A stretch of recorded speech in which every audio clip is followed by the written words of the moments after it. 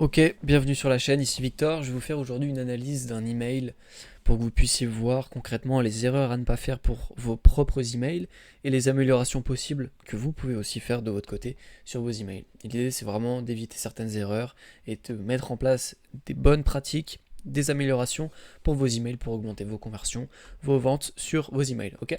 Donc aujourd'hui on va analyser cet email. C'est un email que j'ai reçu hier, il me semble, de la marque Stormrock. Stormrock est une marque de CBD créée par deux Français. Hop, voilà, ça ressemble à ça concrètement. Et donc, je me suis inscrit à leur newsletter, j'ai reçu cet email et donc on va l'analyser. Également, vous aurez un email que j'ai créé moi-même où je vais mettre en place les améliorations que je vais donner en faisant cette analyse. Comme ça, vous pourrez vraiment voir l'avant-après avec les erreurs à éviter et les améliorations que j'ai pu mettre en place pour cet email. Ok, c'est parti.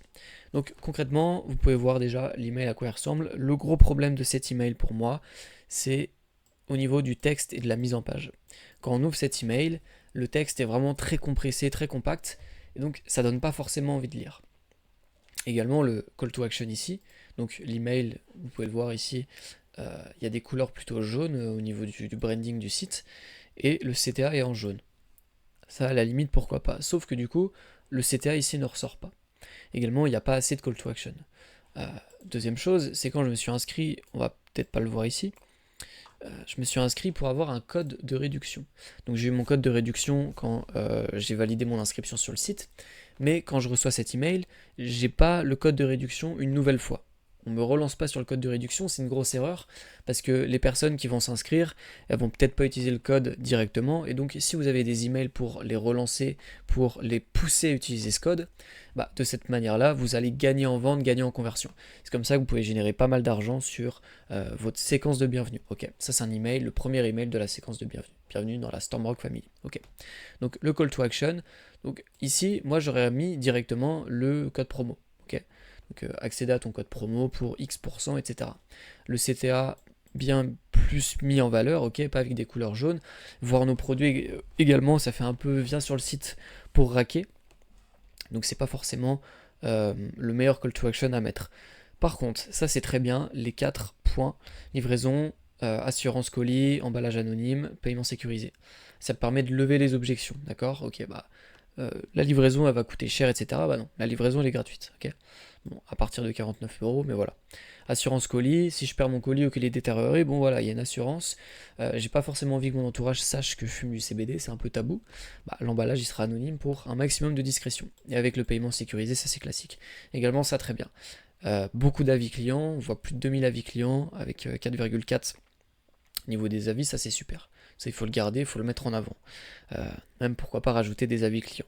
Pas forcément pertinent sur ce premier email, mais pourquoi pas.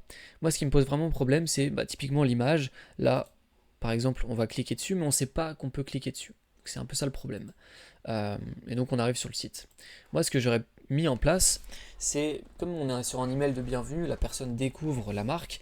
euh, Sur un premier email, on va pas forcément parler de ce que fait la marque, de son histoire, de ses valeurs, de ce qu'elle propose. On va plutôt mettre directement les produits, typiquement les best-sellers, les produits qui se vendent le mieux pour pousser les personnes à aller sur ces best-sellers et à découvrir les produits. D'accord. Notre passion réside dans les cannabinoïdes et nous sommes constamment à l'avant-garde des dernières avancées dans ce domaine. Ça va un peu tout et rien dire, quoi. À l'avant-garde des dernières avancées, qu'est-ce que ça veut dire? Qu'est-ce que j'y gagne concrètement? L'objectif est de fournir les produits les plus innovants, de la plus haute qualité. Ça ok, mais qu'est-ce qui me prouve que ce que tu dis c'est vrai, quoi. Chaque produit que nous proposons subit des tests minutieux à plusieurs reprises pour garantir sa qualité et sa sécurité. Si on peut être plus spécifique là, je pense, sur cette phrase. Typiquement, chaque produit que nous proposons subit des tests. Quel genre de test? Quel test minutieux? Est-ce que c'est en laboratoire, fait par des médecins? Ça, c'est des détails qu'on peut rajouter pour augmenter la crédibilité et supprimer, réduire le scepticisme. Parce que la personne lit ça, bon, c'est un peu vague. VS, chaque produit que nous proposons subit des tests en laboratoire, fait en France par des médecins de tel laboratoire, etc., pour garantir que sa qualité et sa sécurité sont irréprochables vis-à-vis de sa santé, par exemple. Également, que tu cherches des produits pour détendre, soulager certaines douleurs ou simplement t'évader, ça c'est très bien, ça il faut le mettre en avant. Si on veut mettre du texte sur un email de ce type, on va d'abord mettre ça en avant, d'accord. euh, Comme constamment à l'avant-garde des dernières avancées, bon, qu'est-ce que j'y gagne? Pas grand-chose. Par contre, nous, on va pouvoir te proposer des produits pour te détendre, soulager tes douleurs ou simplement t'évader. Ça c'est bien, parce que du coup, là on montre directement ce que j'ai à gagner, d'accord? Si tu as des questions, n'hésite pas, machin, ok, c'est ok. Un gros problème aussi, c'est qu'ici, alors déjà on va cliquer sur le TripAdvisor, si la personne clique ici, en fait elle est renvoyée sur le TripAdvisor, et c'est absolument pas ce qu'on veut. On ne veut pas que la personne aille sur notre TripAdvisor, on veut qu'elle aille sur le site pour utiliser notre code promo, ok? Et donc là c'est une grosse erreur de renvoyer sur TripAdvisor parce que vous diluez votre trafic, vous ne les renvoyez pas au bon endroit tout simplement.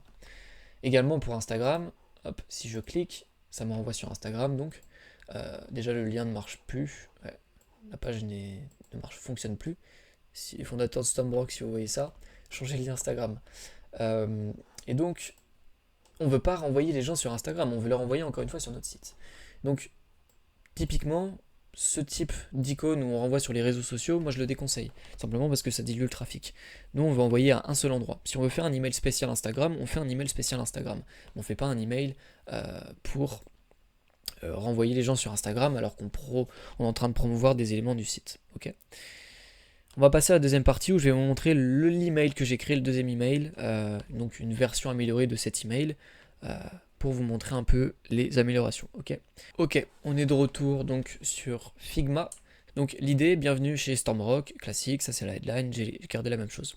Là directement, il n'y a pas, on va pas parler de je sais pas quoi, ça sera pour de futurs emails. Là on va directement donner ce que la personne est venue chercher en s'inscrivant, c'est-à-dire un code promo. Boum, elle ouvre l'email, obtenez moins 50% sur toute la boutique, disponible 48 heures. On va rajouter de l'urgence, rappeler qu'elle a moins 55% sur la boutique, avec le code en gros flash55. Boum, call to action, j'utilise mon code. Direct. La personne, elle ouvre l'email, elle a directement son code de réduction, elle peut cliquer, elle part sur le site avec son code. Elle a exactement ce qu'elle veut. Ok. Un élément hyper important, ça c'est vraiment un hack pour augmenter vos clics, que je vous dévoile en exclusivité. Ici, vous avez l'impression que vous pouvez, hop, cliquer pour faire dérouler un menu déroulant, donc pour choisir le nombre de grammes que vous voulez, pour l'exemple. Et ça c'est hyper puissant parce que si la personne clique pour essayer de faire le menu déroulant, elle va cliquer sur l'image et être envoyée sur le site.